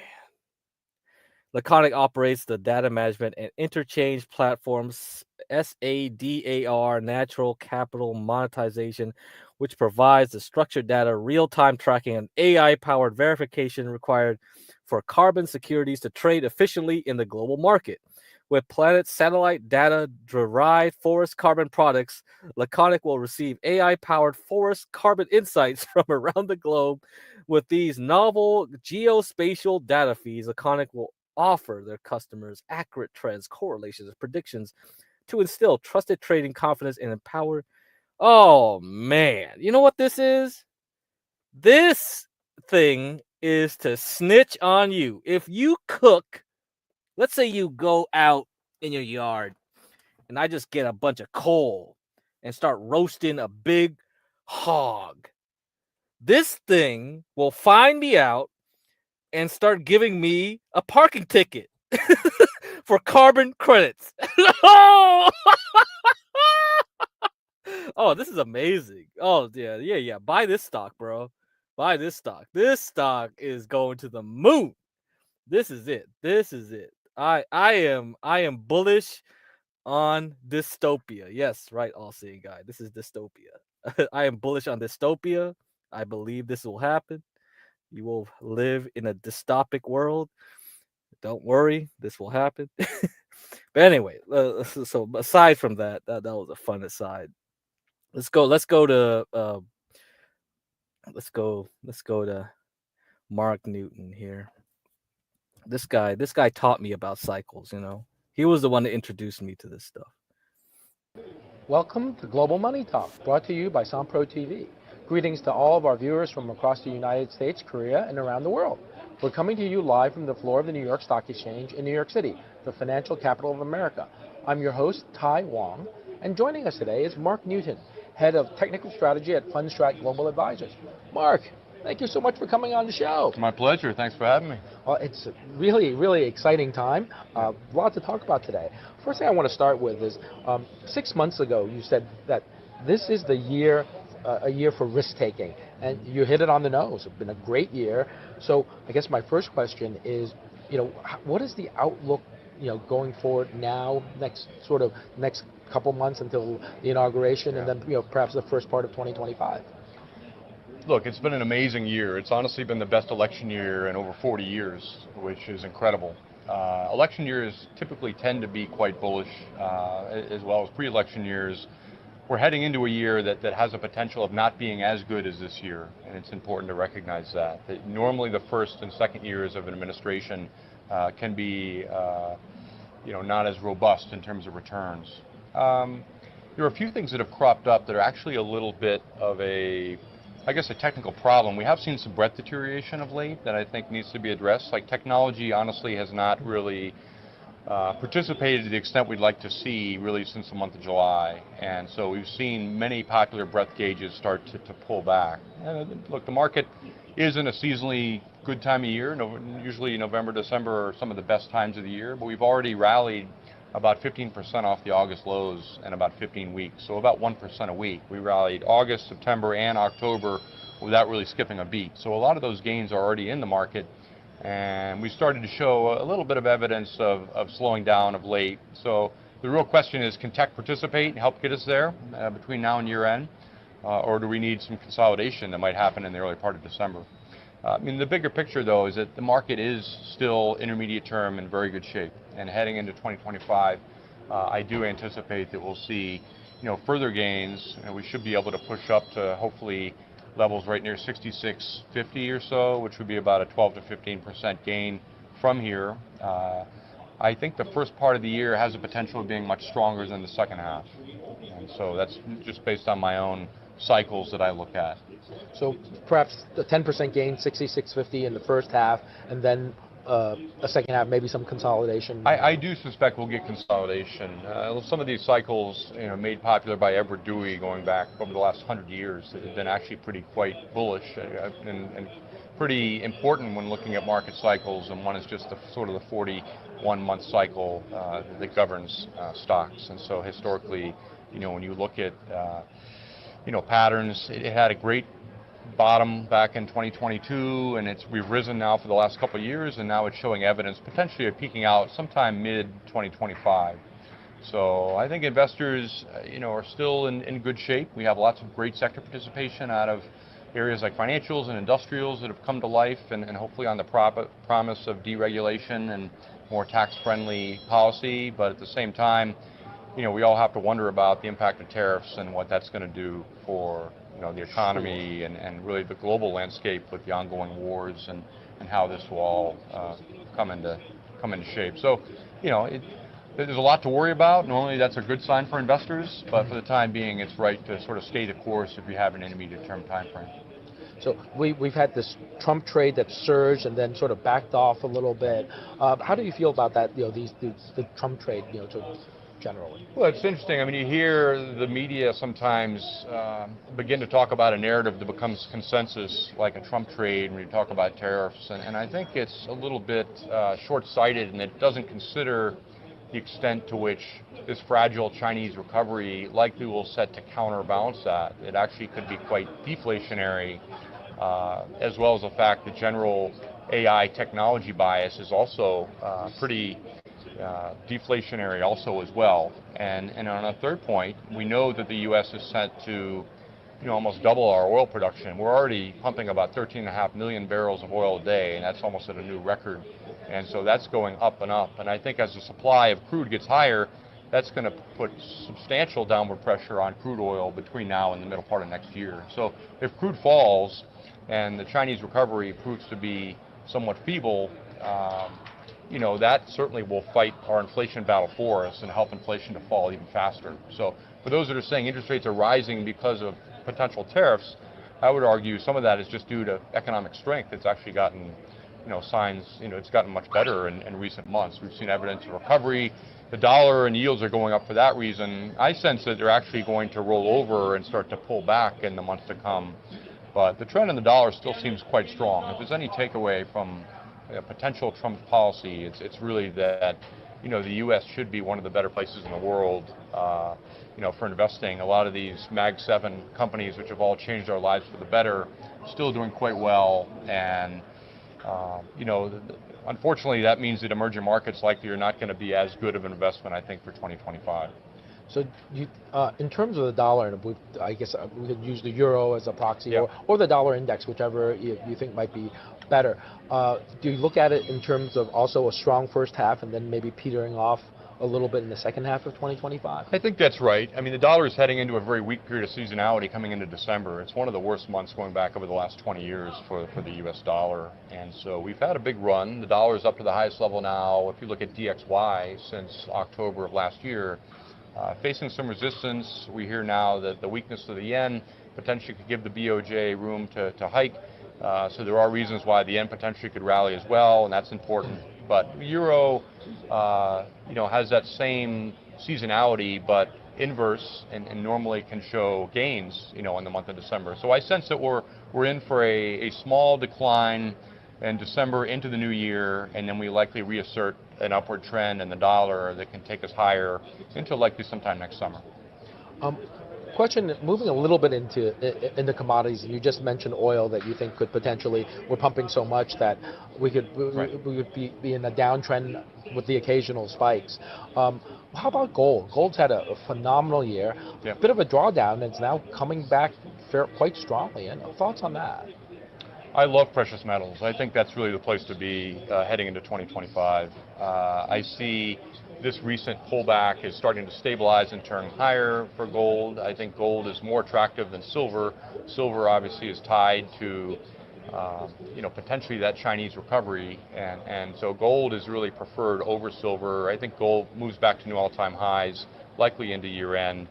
And even after consolidation, I think it should outperform and do well in 2025. Historically, times when the Fed starts to cut rates are great for gold. And so I think that that's one place for investors that are getting potentially skittish about technology might want to turn. I think gold is an excellent choice there. Now, in terms of, do you have any sense on? I think this is very China sensitive, but base metals, particularly copper, looked like it was going to rally through 10,000 quite aggressively, and then it's had a very disappointing consolidation. Any thoughts on copper and on the base metals and sort of in general? I do think it's proper to look at China with regards to copper. Copper had a very good move as China was rallying, as the FXI and Chinese equities, and recently that started to pull back. So I sense that we could be on the verge of making a minor bounce into next year, but if the dollar is going to be strong, that's likely going to put downward pressure on many commodities. And I think, unfortunately, copper is very heavily tied to China, and really a lot is going to depend on their ability to be able to help their economy stabilize in their own housing market. They're doing their best to try to help, I think, homeowners, but their own M1, their money supply has gone down substantially, and just the commercial real estate we know is a big issue for China. So very important with tariffs, potentially approaching. That's also really a known unknown in terms of what could affect the Chinese market, and for that reason, I'm a little more neutral at best on copper. I think it's probably going to have a difficult year in 2025. probably easier things to trade than copper. It feels like. One thing I do want to get to is certainly the bond market, and having been in the market for a long time, I always felt that all the disasters can help starts and ends with the bond market actually. Right. So we have some uncertainty in terms of how much the Fed is going to excuse me, be able to cut. And yields have backed up quite substantially over the past weeks to months. How are you feeling about the yields in general, or any specific parts of the yield curve that you think could be primed for a move that may be a little unexpected? Yeah, that's a great question. Look, my own feeling is that yields should head down starting next spring, really for the majority of 2025. So I do like Treasuries. I think part of that could come from eventual signs of economic weakness. I think a lot of the Fed's hikes, in the recent years, really haven't filtered into the U.S. economy yet. It's been a very unusual post-COVID recovery where we still have this work-from-home mentality. A lot of the U.S. investors have locked in at very low interest rates, and now that's affected the housing market. Yields have risen pretty sharply, mortgage rates have risen, and housing is unaffordable. So we know that hiring has slowed down a little bit, but the economy still seems pretty strong outside of just a little bit of weakness on the fringes. But my own cycles for yields say that we have an initial rollover, which likely lasts about a month, and then we start to push up again into February, March of next year, where I don't sense that the yields will get back over 5% on the 10-year. But then my own studies say that we're likely going to start to turn down. So my thinking is that could be a sign of economic weakness starting in the latter part of 2025. It causes that downward pressure on yields. Let's not forget, we did see almost a 40-year bond bull market that was finally broken with that big move in yields that happened a couple of years ago. And so I think that the long-term direction for yields should be higher as we start to normalize, but I sense that over the next 12 months, we likely could be in store for further downward pressure on yields. You make a very good point. A 40-year bond market, there's nobody in the markets now who remembers, a long, a systemic bear bond market. Right. It's going to rally. And, if you say that, as you say, that ultimately, if yields have to turn eventually higher, a year from now, wherever, I think that's going to be it'll teach a new generation of traders something a little bit different. Now, I do want to get to something that's been moving sharply, and could I get graphic one? And this is Bitcoin. Okay. So here is a one-year candlestick chart of Bitcoin. I actually was from TradingView, and I remember earlier in the year I mapped the downtrend, and then I mapped an uptrend. Yep. And this explosion. Right. I may have hit 100,000 in the time that we've been sitting here. What do you make of this chart? I don't know what to make of it. Well, look, historically, cryptocurrencies have had a tendency to move in these little spurts where it goes sideways for a lengthy period of time, and then they break out and they make the majority of the year's gains in a period of a few months, and then they go into another sort of sideways cocoon. And so, it is important to recognize what the current trends are, what the cycles are for cryptocurrencies, and really what the sentiment is. I tend to be a little bit more cautionary here on entering new positions in cryptocurrencies. And for the record, I do own cryptocurrencies, but I think that we are going to peak out sometime in the middle part of December, and at the first quarter actually could be a time of consolidation for the entire crypto space, which will be a disappointment to many people, but that's within an ongoing uptrend. Keep in mind, we've almost doubled just in the last few months. Bitcoin has been up, I think it hit 15,000 in 2022, and now we're close to 100. So it's been a historic run just in the last few years. But these kind of movements, they don't last forever, and it is important to recognize that now that the sentiment has gotten so optimistic. We know that Gensler is now stepping down. There should be less regulation on the crypto industry. That's certainly a positive for the entire space. But that's starting to get built in. Every few minutes, I get messages on my watch. All of a sudden, that Bitcoin is nearing 100,000 on my smartwatch, and I sense that there are a lot of people that aren't involved that are now sort of scratching their heads and saying, "Wow, maybe this is something I should consider now that Bitcoin has hit 100,000, and where have I been?" there'll be opportunity for sure in the long run. Bitcoin and most of cryptocurrencies remain, one of the better performing assets over the last decade. But these tons of moves, I have three things that I look at. One is cycles, one is counter trend analysis based on works of Tom DeMark, and the other is just pure. Okay, pay attention. He's going to talk about the mark now. Sentiment. And the three of those are sending a little bit of a warning sign that, things have gotten a little bit overbought. With regards to crypto, you don't necessarily sell when it gets overbought. Sometimes that can be a good buying signal. You want to worry when it starts to break down, and it hasn't done that yet. So trends look great, but I sense that as we get towards the end of year, there should be some tax selling that happens in January, and there also things could start to consolidate just based on the historical cycle for reasons that many people aren't aware of. They could bring buying opportunities for investors likely by the end of the first quarter. So strength, sounds like strength through perhaps the rest of the year, a little consolidation, and then you'd probably need to stay on that train. Yeah, I think that crypto, like Bitcoin, for example, I think it probably gets to 111,000. I don't think it has a lot of upside from here, and then I think we'll probably consolidate and potentially give back half of the gains from August of this year.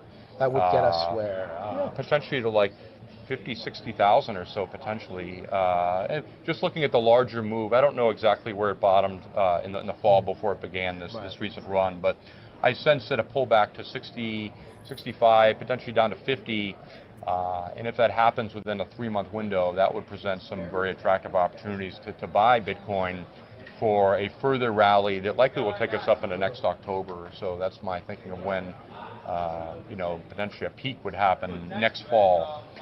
So intermediate term, crypto looks great. We obviously have broken out. The charts look phenomenal on a short-term basis, but I sense that they've come a bit too far too quickly, and people are a little bit too bullish on just the prospects of this deregulation happening that we're going to need to really consolidate before a better opportunity comes for those that like to buy and hold. What you say makes so much sense, but I have a modest, very modest part of my portfolio in there, and I take profit, and I can't ever get back in. It was sort of like gold, and I'm an old gold trader, and I'm like, I sell some of my longs, and to take it back on, it doesn't come back, and I'm not long enough, and it's very frustrating. But I will tell you that maybe I should take a little bit of profit here, and because at 65,000, if we get back down there, the market is going to be in despair, and when there's blood in the streets, maybe Warren Buffett will actually deploy some of its massive cash hoard, not in crypto, I would say, but when there's blood in the streets. Just following a little bit more on crypto. Any other any other coins that you follow closely that you think you have a strong view in? I love Solana. SOL, that's also one that I own personally. I think that's in a similar situation to Bitcoin right now. I mean, it recently just broke back out to new all-time highs. I think it's very constructive technically. I sense that also will come into some consolidation in the first quarter of next year. Ethereum has been one that I would really start to watch carefully for investors because that's been the chronic underperformer. And we saw ever so slight evidence of that starting to change and rally a bit in the last month relative to Bitcoin. So I sense that could be on the verge of potentially having its own breakout year after a number of years of underperformance. Really? Okay. So, the technicals now suggest that a sort of a base is forming relatively speaking. So I would warm up to the idea of Ethereum, similar to Bitcoin though, wait for weakness for those that have maybe under a 6-month time frame. And certainly look to buy dips. And with everything in crypto, I mean, it's good to do things gradually, whether you be selling or buying. One has to be able to stomach the volatility, and it depends on one's own risk tolerance as to, how much of a portfolio you want to include in cryptocurrencies. Yeah. Right. I want to switch gears a little bit and talk a little bit about sort of the philosophy behind technical analysis, if you don't mind.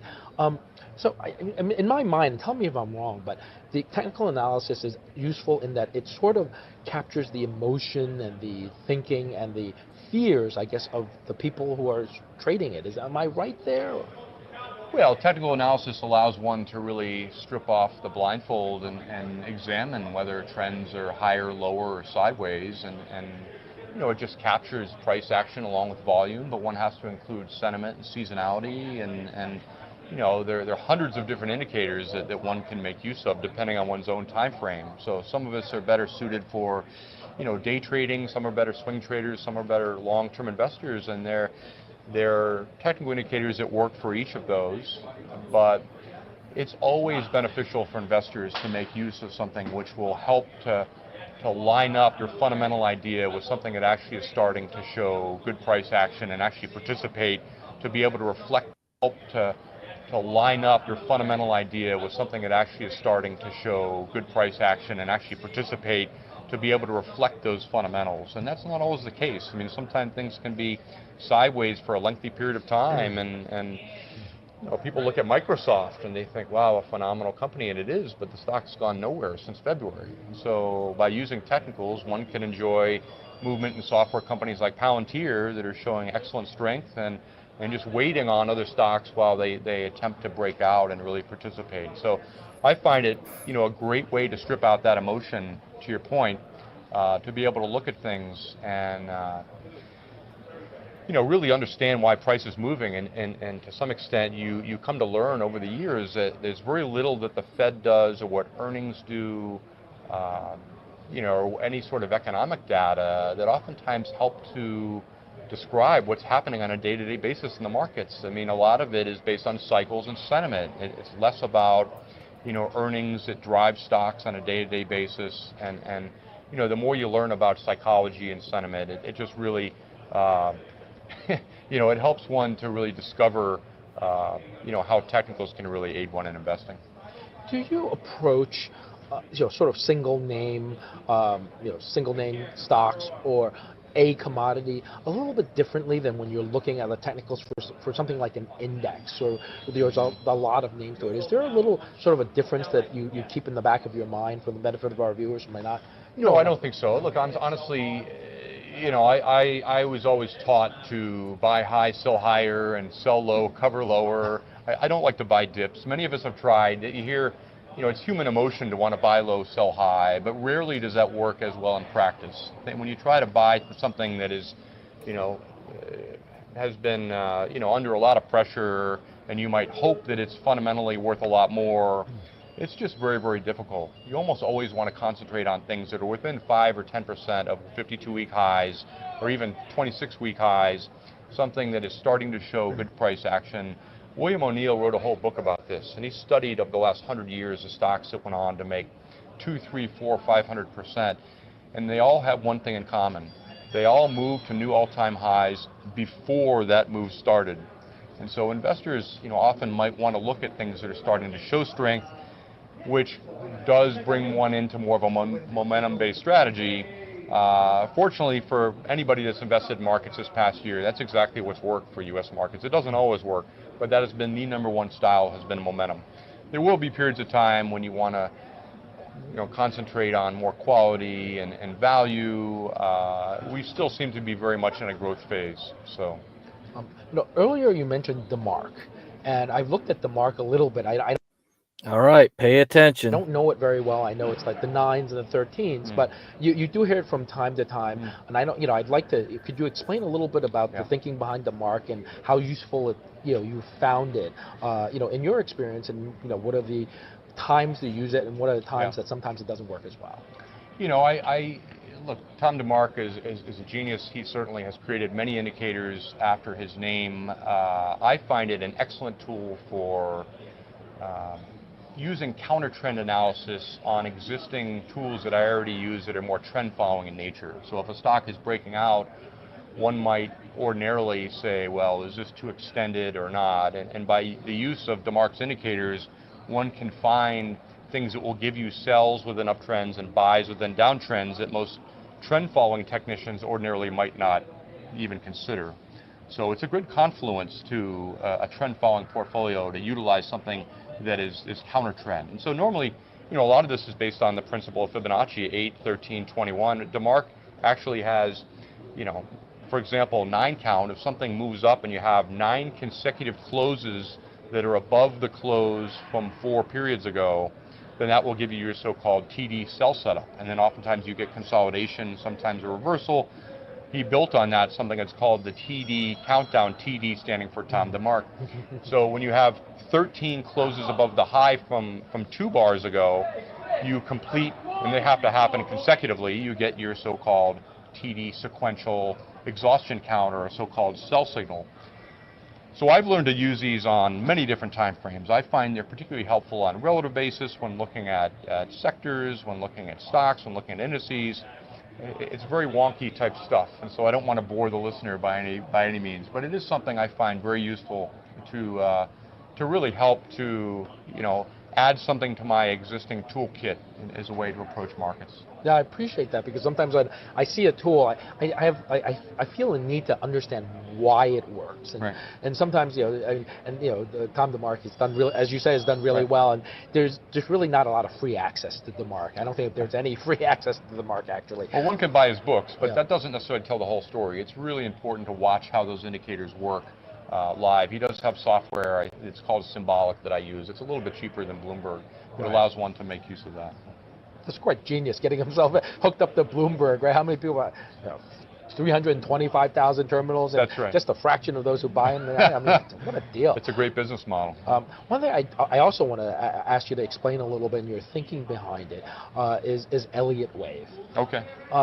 And Elliott Wave, and I remember when I started in the market, there was someone who was literally an apostle of Elliott Wave. Right. But I struggle sometimes a little bit to understand, why uptrends move in, right. 5s and downtrends in 3s. So could you go into a little bit of that for the audience? Well, it's all based on the principles of phi or Fibonacci, which honestly is one of the building blocks of life. It's found all throughout nature, and they use it to build pyramids. Many of us, realize that our own proportions are based on Fibonacci, with 3 parts of the finger, 3, 5, 8.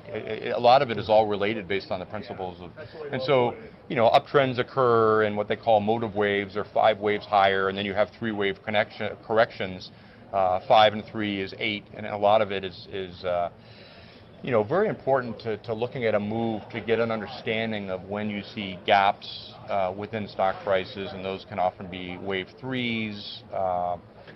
It can be very difficult to interpret when you talk to any given Elliottician, and many people have different opinions on what the counts are, but I found a couple services that are better than most. Look, Robert Prechter is a brilliant social scientist. He's been around for a long time, and he took the methods of A.J. Frost and really built a very successful business out of it. And despite his persistently bearish views since 1982, he has really helped to educate the world about how to look at the world from a sort of a social scientist point of view. And for those that are interested, I mean, there's a brilliant book that's called The Wave Principle of Human Social Behavior in the New Science of Socionomics that I think was very well done. And half the book is dedicated more towards social science and looking at different eras over time and periods of harmony and depression and really the fact that earnings and the Fed really have very little influence, but what causes these changes in social mood, and many things can be tracked based on Fibonacci, which is also, it will take you down a little rabbit hole that we don't necessarily want to go down. But sure.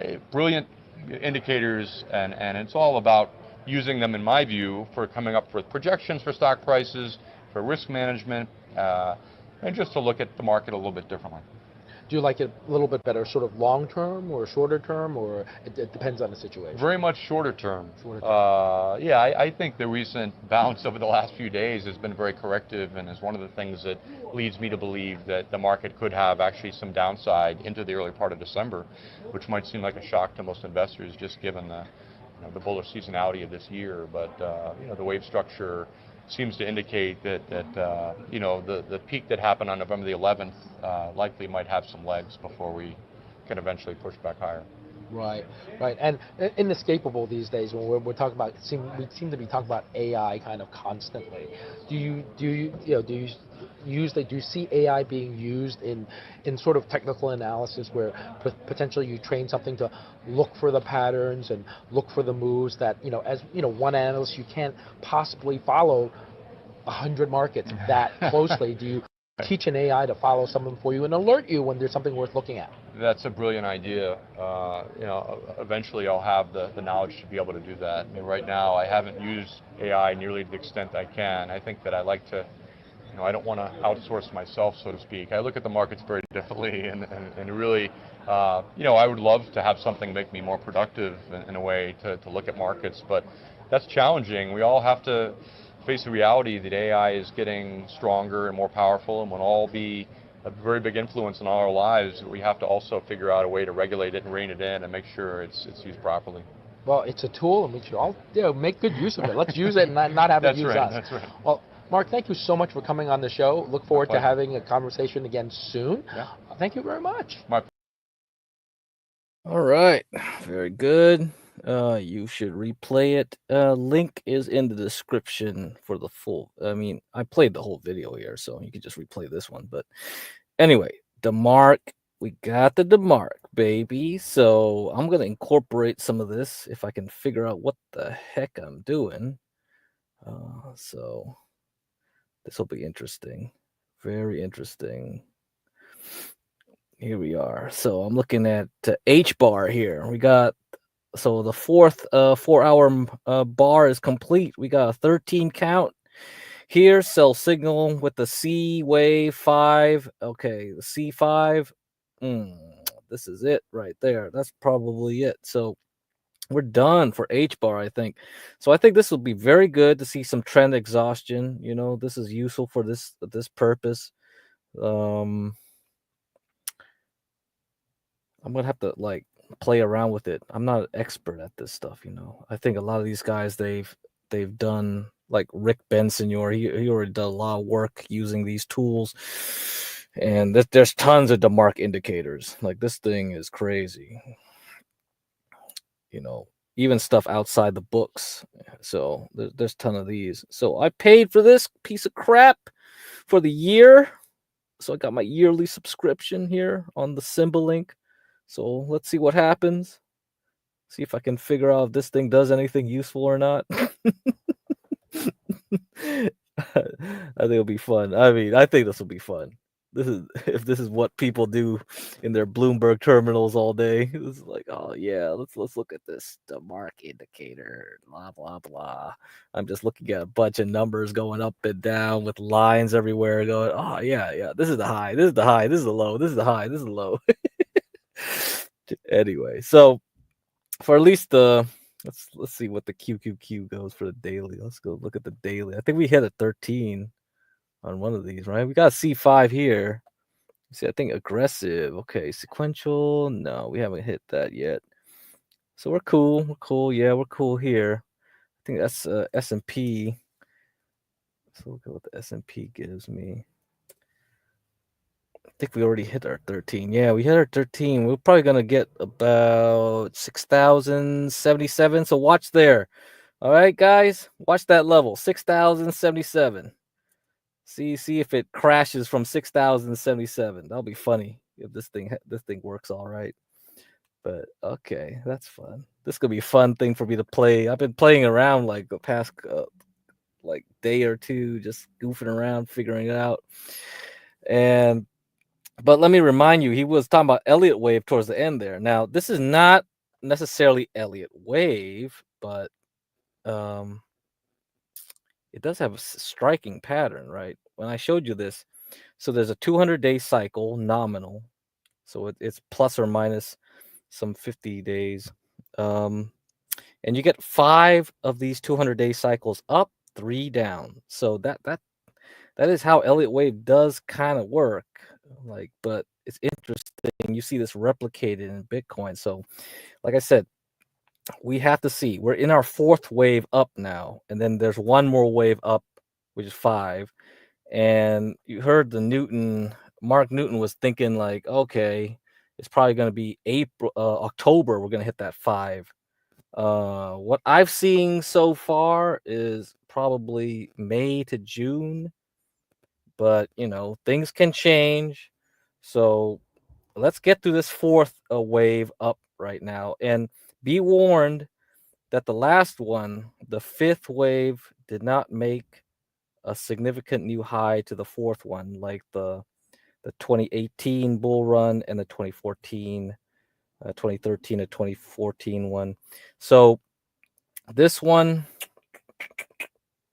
I don't know. We got a new thing going. I think the reason why the fifth one wasn't as strong to the fourth one, you had COVID, you had like the Chinese bubble popping and Bitcoin mining banned.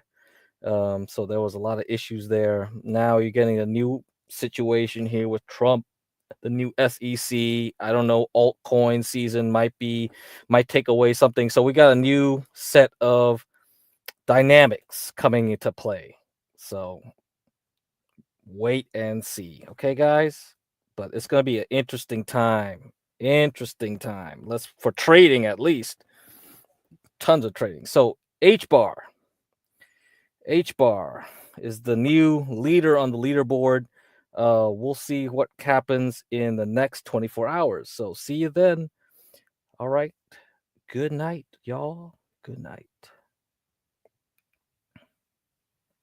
Feel like I should go. Feel like I should go. Feel like I should go. Feel like I should go. Feel like I should go.